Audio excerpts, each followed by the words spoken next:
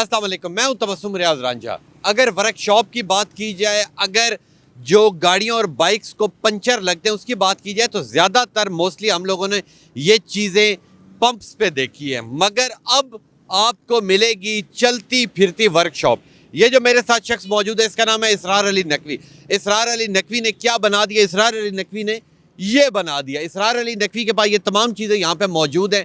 जो एक जगह खड़ा होता है, अगर बाइक पंचर होती है, गाड़ी पंचर होती है, तो वो उसी वक्त ठीक कर देता है। इसकी कहानी, इसकी ज़बानी सुनते हैं। अस्सलाम वालेकुम।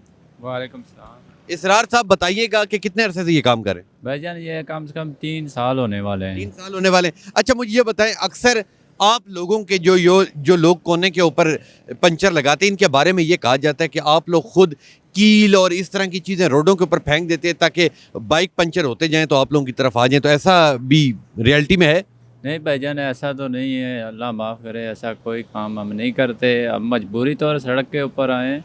हमारा काम पहले और मजदूरी करते थे, वो काम नहीं है महंगाई की वजह से। इस वजह से हम दुकान का किराया नहीं दे सकते और बिजली का बिल भी ज़्यादा आता है। इस वजह से सड़क के ऊपर सामान लेके आते हैं, यहाँ पर काम करते हैं। तो अक्सर ये भी कहा जाता है कि आप लोगों की जो पंचर की प्राइस होती है वो बाकी पंप से ज़्यादा होती है, क्योंकि उस वक्त बंदा मजबूर होता है, वो ज़्यादा पैसे देने के लिए आप लोगों के पास आ जाता है। नहीं भाईजान, ऐसा कुछ भी नहीं है, वो सब झूठ बोलते हैं भाईजान। ये जो है ना 100 रुपये का छोटा पंचर होता है, बड़ा 150 का लगाते हैं यहाँ और पर। गाड़ियों के पंचर भी आप लगाते हैं? जी भाईजान, गाड़ी। तो मुझे ये बताएं, कितने घंटे ड्यूटी करते हैं? भाईजान सुबह 7 बजे आते हैं, रात को 9 बज जाते हैं, कभी 10 भी हो जाते हैं, कभी 6 बजे भी चले जाते हैं, क्योंकि काम की वजह से ना काम। तकरीबन हर रोज़ कितने बाइक्स पंचर हुए आपके पास आते हैं?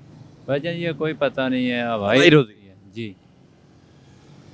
ठीक हो गया। तो मुझे ये बताएं कि तकरीबन हर रोज़ आपका अपना खर्चा कितना हो जाता है? यानी कि अगर आपकी कमाई की बात की जाए, ठीक है, तो कमाई आप तकरीबन 1000-1500 बना लेते हैं या नहीं बना पाते?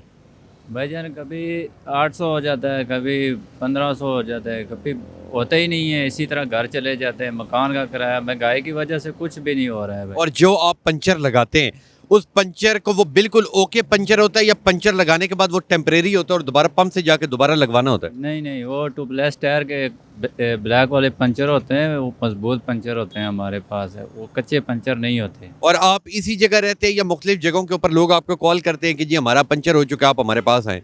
भाई कॉल पे भी जाते हैं और ऐसे घूम फिर के भी काम और करते हैं। आपका ताल्लुक कश्मीर से?